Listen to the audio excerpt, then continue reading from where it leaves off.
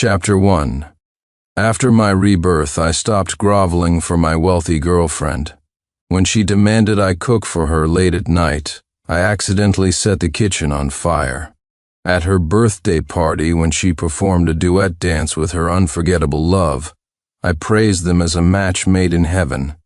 Later, when she postponed our marriage registration for the 99th time because he was jealous, I graciously said it was fine and turned around to go on a date with another woman. Time and again, I made choices completely different from my past life, all because in that previous life, after I finally married her, her one true love had a bipolar episode and jumped to his death. She called me a murderer, and on the anniversary of his death pushed me off a building, leaving me to be splattered on the pavement below. This time, all I want is to live a good life. But just as my new girlfriend and I were about to get our marriage license, she suddenly blocked my path, her eyes bloodshot. "Sincere, please come back. I'll forget all the things you did to provoke me. Sincere Clark, are you a pig? Still sleeping? Ethan is hungry. Get out here and make him a late-night snack." I was jolted awake late at night by a sudden pounding on the door. Opening my eyes, I realized that instead of being a pile of flesh and bone at the bottom of a skyscraper, I was somehow lying safely in my bed. Before I could process it, the bedroom door was kicked open. Victoria Blackwood stormed in with her click, roaring at me. "Are you pretending to be deaf, or have you actually gone deaf? Didn't you hear me telling you to open the door? Now go make Ethan a snack." I don't want to say it a third time, hearing her familiar commanding tone and seeing the gleeful smirks on her friends' faces behind her. I felt no humiliation or pain.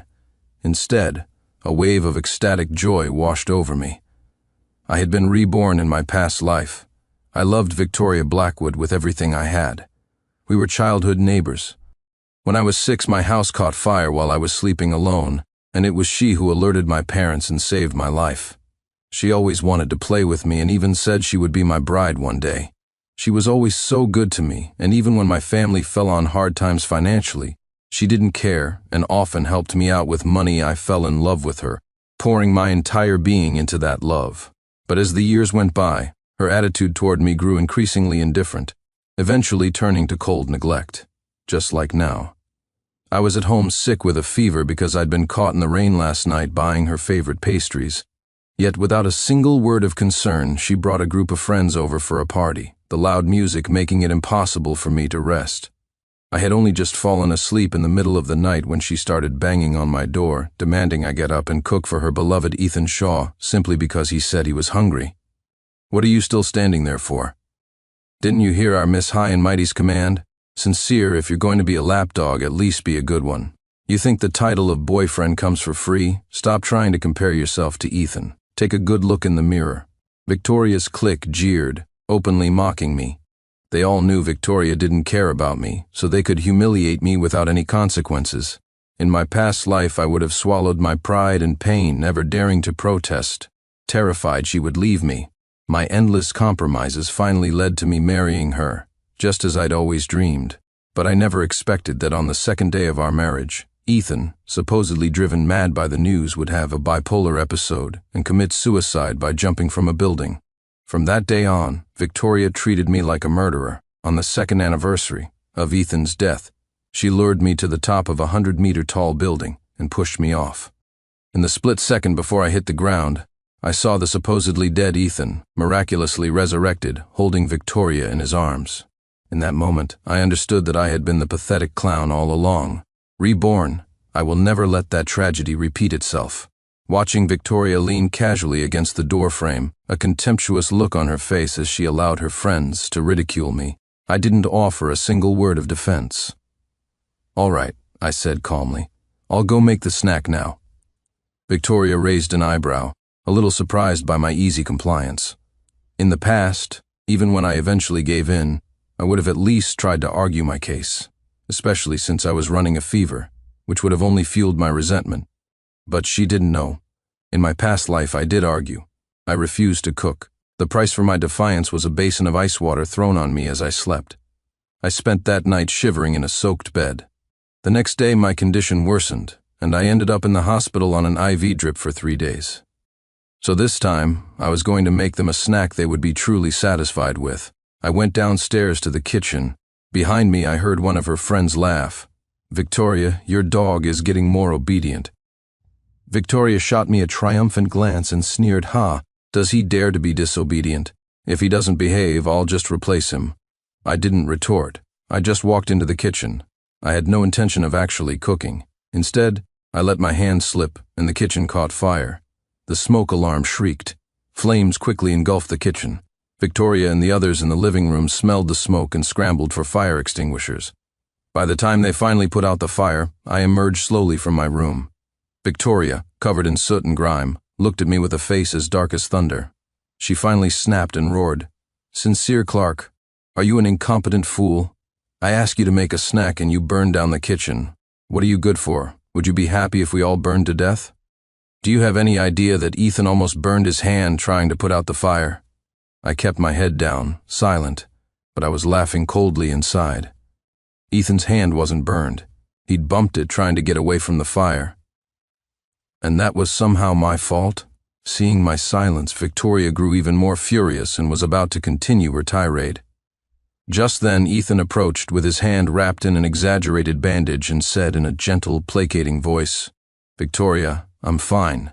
Sincere must have been upset that we were disturbing his rest. He must be feeling resentful, that's why this happened. Why don't we just let him go to sleep? This was Ethan's classic move, using seemingly kind words to throw dirt on my name. I'd fallen for it many times before. But this time, he wasn't wrong. I had done it on purpose. If I couldn't sleep, then nobody was going to sleep. Victoria looked at his hand with deep concern. "Ethan, stay out of this."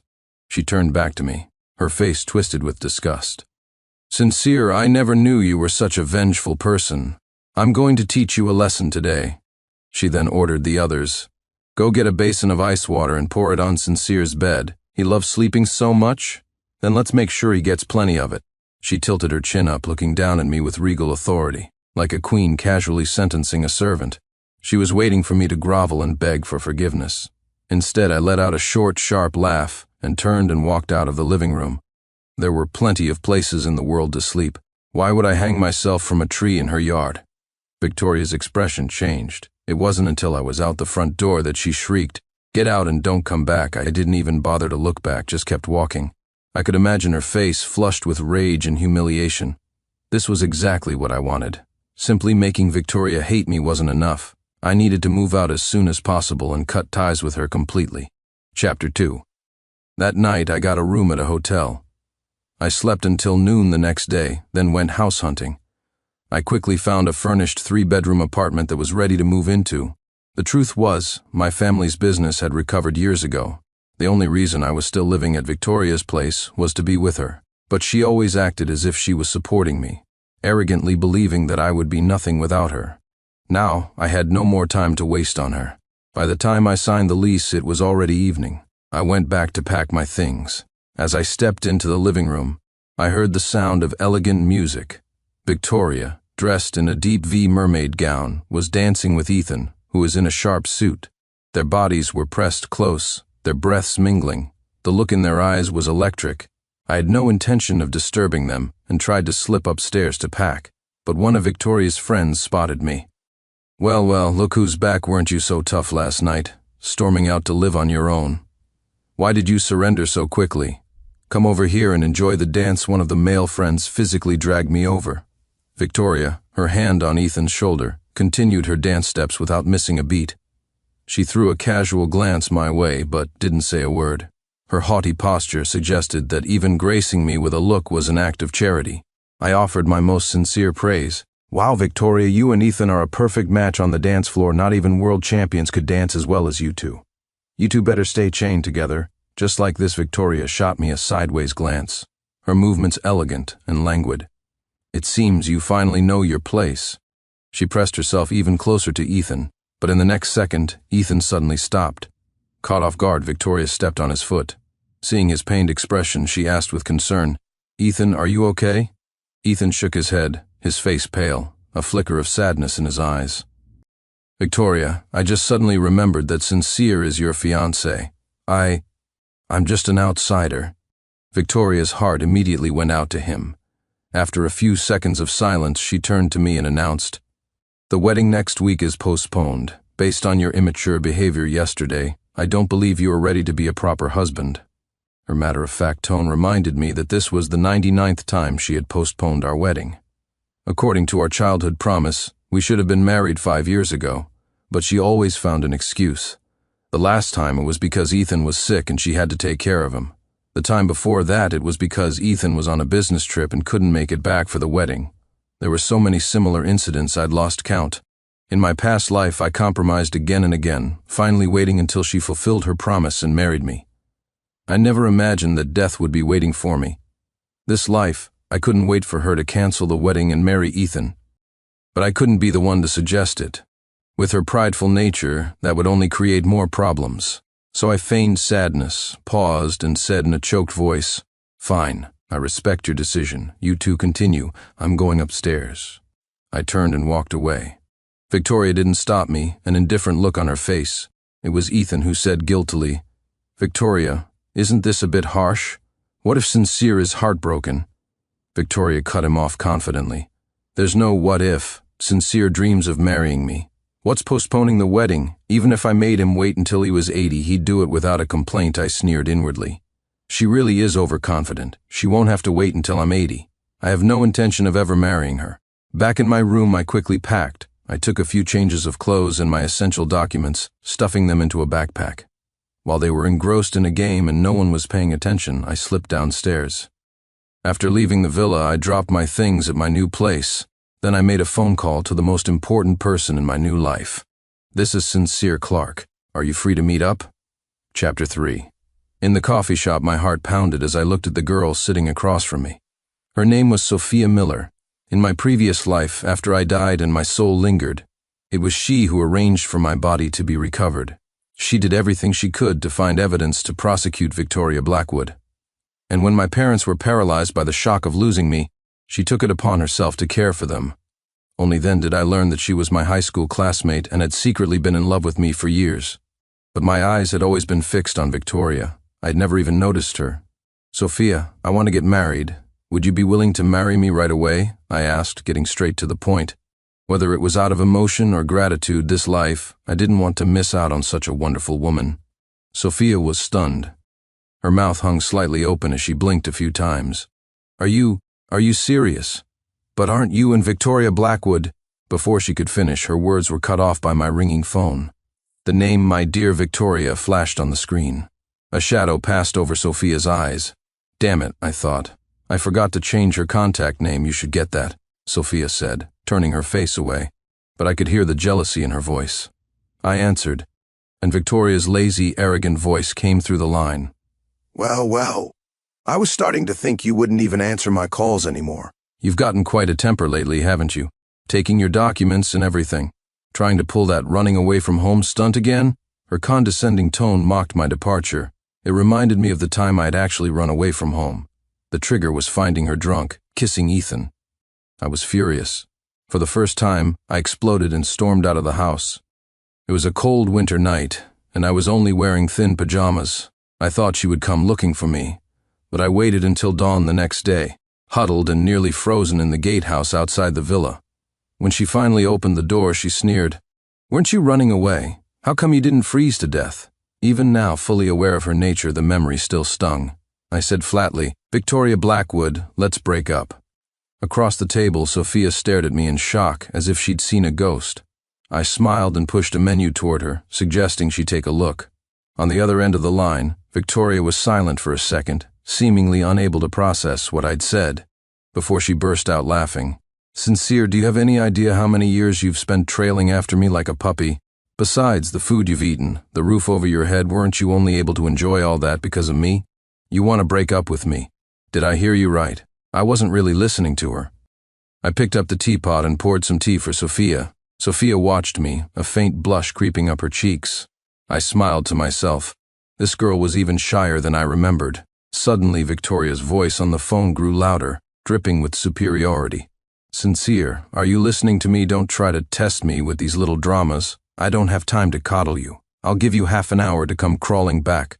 Otherwise, I'm really done with you." I only then realized Victoria was still on the line. "Deal," I said casually, and I hung up. During our meal, Sophia agreed to marry me. We went and got our license that very day. The moment I held that red marriage certificate in my hand, the anxiety that had been weighing on me since my rebirth finally lifted. This life, I was going to get it right. The following days were a whirlwind of dates with Sophia, and our relationship blossomed at lightning speed. Victoria didn't bother me.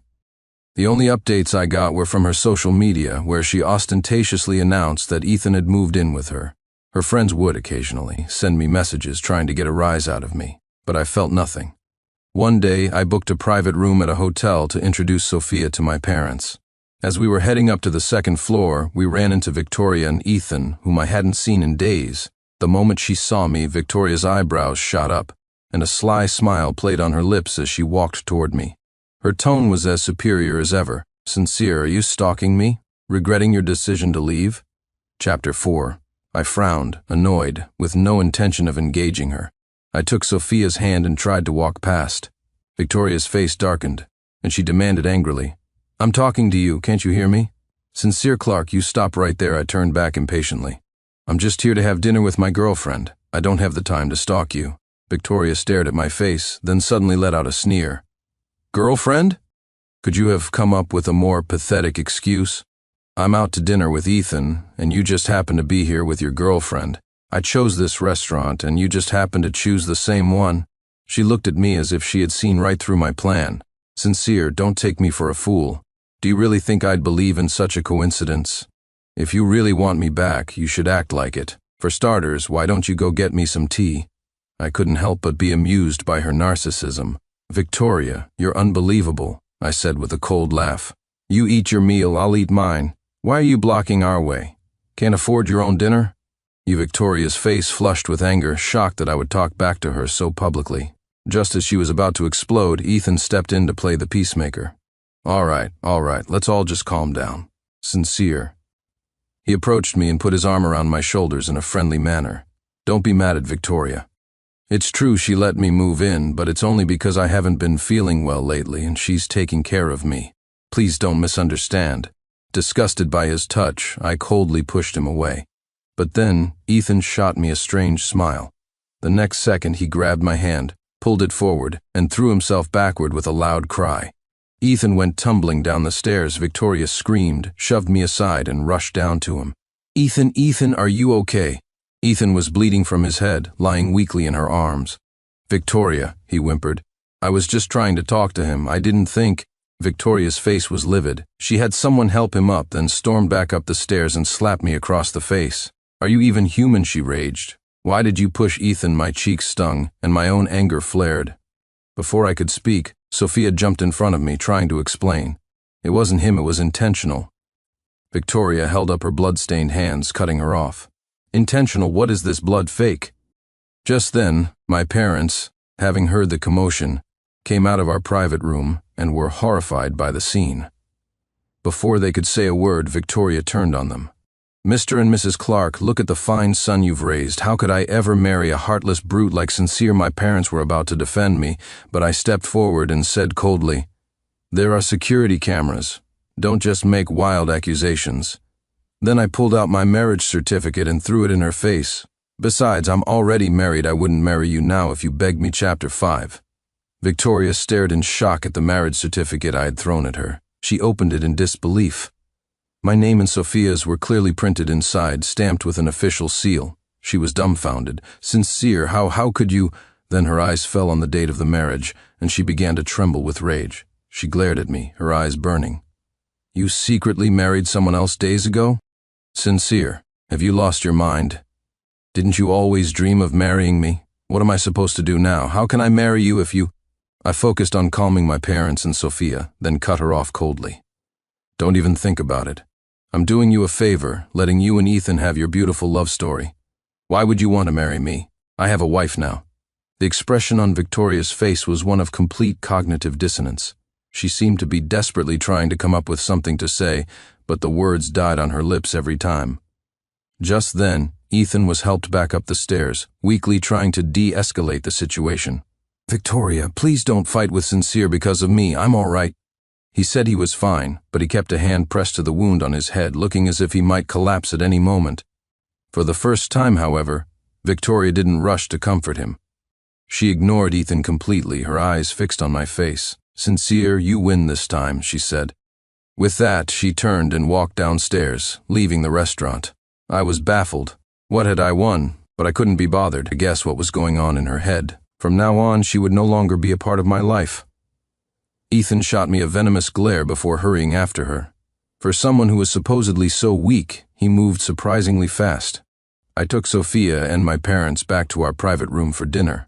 After a brief chat, Sophia quickly won over my parents. Looking at my happy family, I was filled with emotion. This was the life I was supposed to have. When we got home, I took a shower and was about to relax with my phone while waiting for Sophia. Just then, a friend called me. "Sincere, did you really get married?" he asked right away. I was a bit confused, as I hadn't told any of my friends yet, but I admitted it freely. My friend sounded like he'd seen a ghost. "So you and Victoria really broke up? I thought for sure you two would get married eventually." "Hey, did you know? Victoria's asking everyone about your marriage. She even had someone look into it to see if it was real." "Don't worry about her," I said calmly. But my friend continued, full of gossip. "She found out your marriage is real, and do you know what she did?" Chapter 6. "What?" I asked, casually eating a piece of fruit. "Victoria made Ethan move out. They had just moved in together a little while ago, and now he's already gone. Do you think it has something to do with you getting married? Maybe Victoria still has feelings for you and regrets it now that you're married," my friend analyzed, growing more certain. "You two were together for so many years, you can't just break up that easily. Victoria definitely regrets it, she loves you more." A cynical smile touched my lips. "Victoria doesn't love anyone," I said coldly. "She only chases what she can't have. When I was revolving around her, Ethan was the unattainable one, her white moonlight. Now that I'm no longer orbiting her and Ethan is rightfully by her side, I've become the one that got away." "Love?" I scoffed. "She doesn't have a heart. How could she know what love is? In our last life, she was capable of murdering me for Ethan's sake. She showed no regard for our years together. This life, I'm letting her have what she wants. Let's see just how happy the life she chose will be." 3 days later, Sophia told me she had a surprise for me. That evening, she took me to a banquet hall filled with balloons and streamers. In the center, a banner read, "Happy Birthday, Sincere Clark," in big, bold letters. Many of my good friends were there, their faces beaming as they offered their heartfelt wishes.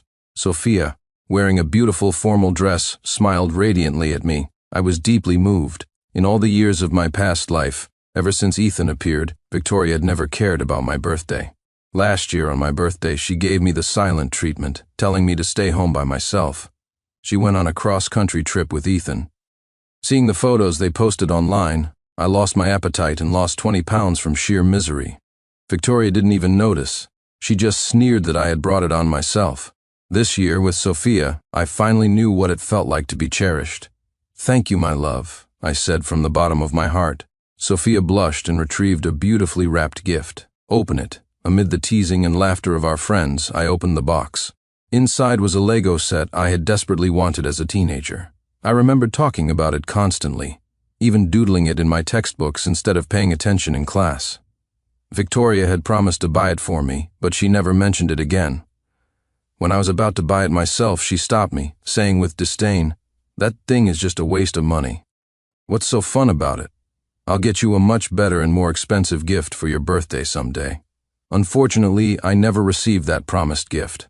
I was overwhelmed with emotion. I looked at Sophia. "How did you know?" Sophia hummed proudly. "Of course I know. I know what you like to eat, drink, and do for fun. We have a long life ahead of us. Are you ready?" I pulled her into a fierce hug and nodded emphatically. Just as we were about to cut the cake, a figure appeared at the entrance of the hall. Victoria Blackwood, Chapter 7. My face fell the moment I saw her. Before I could say anything, Victoria walked over with a smile and greeted me. "Happy birthday, Sincere. What are you doing here?" I asked flatly. Victoria frowned, slightly annoyed by my coldness, but she quickly brushed it off with a smile and produced a Lego box from behind her back. "A gift for you. You must be thrilled, right?" The box wasn't wrapped. It was just the original packaging. A quick glance confirmed it was the exact same model Sophia had given me. I couldn't help but find it ironic. When I had desperately wanted a gift from her, for her to celebrate my birthday, she had ignored me. Now that I had someone who loved me and friends who cared, she showed up. Wasn't this a classic case of too little, too late? No thanks. My wife already got me the same one. As I spoke, I wrapped my arm around Sophia's waist, staking my claim. Victoria's face soured with jealousy. She bit her lip and remained silent for a long moment, as if making a momentous decision. Then she rushed forward, grabbed my arm, and started pulling me toward the door. Come with me. I need to talk to you. In front of everyone, she yanked me so hard I stumbled. This was the most undignified I had ever seen her. I didn't want to go, but I also didn't want to make a scene in front of so many people. I shook her hand off. Fine, let's talk. Maybe if we cleared the air, she would finally leave me alone. Once we were outside, Victoria lifted her beautiful, cold face and stared at me intently. Are you still sulking? You married someone else just because I postponed the wedding? Did you even think this through? Of course I did, I said calmly. Victoria paused, a flicker of shock and disappointment in her eyes. Then, she said seriously, I admit, I can be a bit unreasonable sometimes. But even if we've broken up, we can still be friends, right? She looked at me with hopeful eyes, a look I had never seen from her before. I had no idea what game she was playing, but I wasn't buying it. There's no need for us to be friends. The best kind of ex is one who acts like they're dead. Victoria's face changed, and she gritted her teeth. You hate me. Why do you hate me so much? She pressed, her voice growing urgent. Sincere, can't a person be given a chance to make up for their mistakes?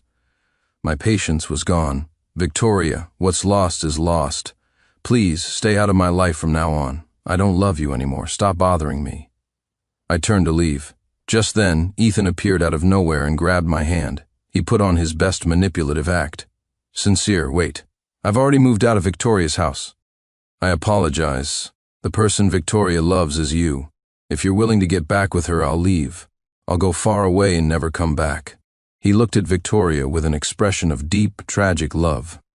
In the past, Victoria would have fallen for it completely, looking at him with emotion and promising she would never let him go, before turning on me with a barrage of insults. But now, she looked at Ethan with impatience.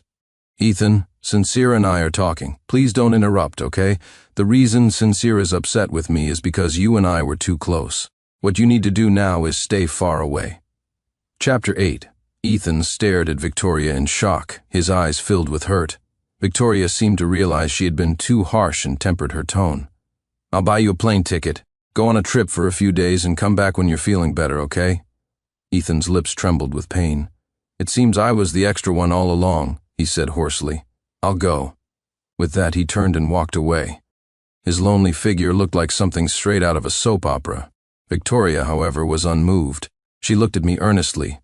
Sincere, in my heart, you are the most important person. No matter what, Ethan can't compare to the bond we share from growing up together. You need to have more confidence in yourself. I almost laughed out loud. In my past life, I had believed the same thing. A childhood friend had to be more important than a newcomer. So I compromised and endured again and again until we were finally married. But for Ethan's fake suicide, Victoria pushed me off a building. I clearly remember what she said to me on that rooftop. Sincere, you killed the most important person in my life. You should pay the price. Those two sentences were burned into my memory. Even across 2 lifetimes, I could not forget them. Now she was telling me I was the most important person in her heart. I found it pathetic and laughable. Victoria, I'll say this one last time. Stop harassing me. With that cold final word, I turned and left. This time, Victoria didn't stop me. She just watched me with a deep, contemplative look, as if she had made a decision. Chapter 9. When I returned to the party, Sophia didn't ask what Victoria and I talked about, but her distracted state made it clear she was worried. I took the initiative to explain everything that had happened, and I promised her, this life, you are all I want. Tears of joy and relief welled up in Sophia's eyes as she nodded firmly. The birthday party ended on a happy note. I didn't let Victoria's little interruption ruin my mood and had quite a bit to drink. It had been many years since I had felt so carefree. A week later, I received an unexpected call from Victoria's parents. My boy, we just found out you're married. And it seems you and Victoria were just not meant to be. Tomorrow is Victoria and Ethan's wedding. We were hoping you would come, even just as a brother, to see her off. I couldn't help but frown. I was about to refuse, but Mr. and Mrs. Blackwood continued in a weary tone, "My dear Sincere, we've watched you and Victoria grow up. Her wedding is such a big event, please come. Just do it as a favor for your uncle and auntie, okay?" Suddenly, I found it hard to say no. When I was little, I was always at the Blackwoods' house. They treated me like their own son. Sometimes when my own parents were busy with work, they would leave me in their care. Even though Victoria and I had fallen out, I couldn't bring myself to hurt the elders. "Okay, I'll be there."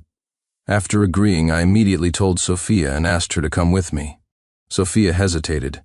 "I don't think Victoria will want to see me there. It doesn't matter what she wants. We're attending as guests." I explained the long-standing friendship between our parents, and Sophia, ever so understanding, agreed. The day of the wedding arrived quickly. Our family was seated in the front row. When the bride and groom made their entrance, Ethan, dressed in his groom's suit, looked triumphant, shooting me a victorious glare. Victoria, however, looked completely distracted. During the public vows, she turned and looked directly at me, holding the microphone. Growing up, I always thought I would marry Sincere Clark. I never expected that we would drift apart. But even though he has married someone else, and I am marrying someone else, he is, and always will be, the best and most important person in my heart. This passionate declaration made Ethan's face turn green on the stage. He clenched his fists tightly. I watched Victoria's performance with utter contempt. Others might not know, but I knew exactly how she had treated me over the years. She had hurt me time and again, trampled on my love, and crushed my dignity under her heel. She had even cruelly taken my life. Now, hearing these words, I didn't believe a single one, nor did I care to listen. I acted as if I hadn't heard a thing, focusing on the delicious food on the table, completely detached. A flicker of disappointment crossed Victoria's eyes. What was she expecting? Unfortunately for her, I was not going to give her the satisfaction. The wedding proceeded smoothly, but Victoria's gaze followed me relentlessly. Even if I tried to ignore it, Ethan's jealous glares were impossible to avoid. If it weren't for all the guests, I was afraid the two of them would start fighting over me right then and there. The moment the wedding ended, I left with my family. Another month passed, and Sophia found out she was pregnant. I was overjoyed and asked my parents to move in to help take care of her. That very night, Ethan suddenly burst into our home, drunk and belligerent. He pounded on the door. When I opened it, he shoved past me and started wailing in our living room. "Sincere, why? Why is Victoria's heart only filled with you? She used to love me the most. Why has she changed? Ever since we got married, all she does is talk about you, how you're better than me in every way. If she loves you so much, why did she marry me?" Chapter 10. I quickly ushered Sophia and my parents into the bedroom. I stared coldly at the drunken mess before me. She's always been this kind of person. You're only just realizing this? In the past, she could trample all over me for you. Now, she can discard you just as easily. Ethan shook his head, weeping, refusing to believe it. "No, impossible. She loves me. It must be you. You're secretly trying to win her back. You're already married. Why would you do this?" He was a grown man, crying his eyes out, completely unhinged like a madman. Seeing him like this, I vaguely saw a reflection of my past self. Just as miserable, just as helpless. Sincere, do you know? Yesterday I tried to kill myself. And she just watched coldly. I almost jumped from the building, but she didn't even turn her head. I had no desire to watch him make a scene, and was about to call the police when Victoria suddenly appeared. She pointed at him with a look of disgust and annoyance. "Ethan, what kind of madness is this? Go home, you're disgusting me right now then." She looked up at me, her expression softening. "Sincere, I'm so sorry. I didn't handle him well. I'm sorry he bothered you. The truth is, he and I are not a good match at all." She looked at me deeply and said softly, "If you miss me too, we could start seeing each other again, find what we once had." Before she could finish, Ethan suddenly erupted, rushing out of the house in a frenzy. I frowned, worried he might go out and do something dangerous. It wouldn't be good if he became a public menace. I was about to tell Victoria to go after him, but she was looking at me with an expectant expression. "Sincere, don't worry about him. In love, the one who isn't loved is the third wheel. I cut her off. "Enough. You should go check on Ethan. Don't let his bipolar disorder flare up. It wouldn't be good if he killed himself. In my past life, Ethan supposedly had bipolar disorder. To this day, I don't know if it was real or fake. After all, the man who was supposed to be dead was very much alive when I died. That death, it seems, was a sham. I warned Victoria, but she was dismissive. He already tried that yesterday, and he's perfectly fine, isn't he? He's just making empty threats. Sincere, can we see each other often from now on? I really miss you. An unexpected wave of nausea washed over me. The beautiful, proud Victoria of my memories now seemed ugly and repulsive. Get lost. I knew words were useless. I told her bluntly to get lost. Victoria stomped her foot, hurt, and ran off. That night I was awakened by a ringing phone. The news sent a cold shiver down my spine. Victoria was dead. It was her parents on the line, crying too hard to make sense. I quickly explained the situation to Sophia and rushed to the scene. There was blood everywhere. Victoria's body was so mangled it was unrecognizable. What terrified me the most was the location. It was the exact same spot where I had died in my previous life. A chilling feeling crept up my spine and I couldn't stop shivering. The police came to explain the situation. After Victoria found Ethan, they had been arguing. Her words were all in my defense. Suddenly, Ethan had a bipolar episode and pushed Victoria off the tall building.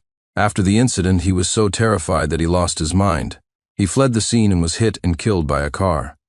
Hearing all this, I felt a strange, indescribable emotion. Perhaps it was karmic justice. In our past life, they killed me. In this life, they paid for it with their own blood. A week later, after their funerals, I stood before Victoria's tombstone. The oppressive weight of hatred that had burdened me finally lifted. From now on, I could finally let go of the past and embrace my new life with all my heart. The end.